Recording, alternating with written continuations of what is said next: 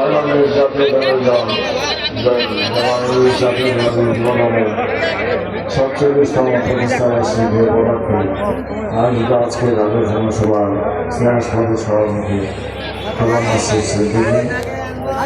উপস্থিত জাতীয় নির্বাহী কমিটির সদস্য অবিধানের আরেক কৃতি সন্তান জনাব মইনুল ইসলাম সহ উপজেলা বিএনপি পৌর বিএনপি ছাত্রদল যুবদল মহিলা দল সহ সকল অঙ্গ সংগঠনের উপস্থিত সকল নেতৃবৃন্দ এবং আমার প্রিয় ঘাটালের মানুষ, আসসালামু আলাইকুম।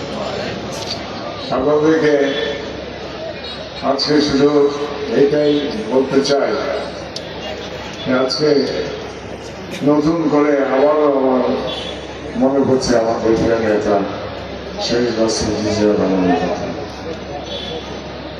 তার পবিত্র আত্মার প্রতি গভীর শ্রদ্ধা নিবেদন করে আল্লাহ পাক তাকে যেন জান্নাতুল ফেরদৌস দান করেন সেই প্রত্যাশা করে আজকে আমি আমার বক্তব্য শুরু করছি।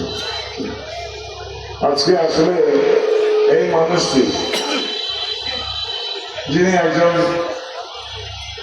অতি দেশভক্ত, তার মতো দেশভক্ত আমার জীবনে আমি দেখিনি।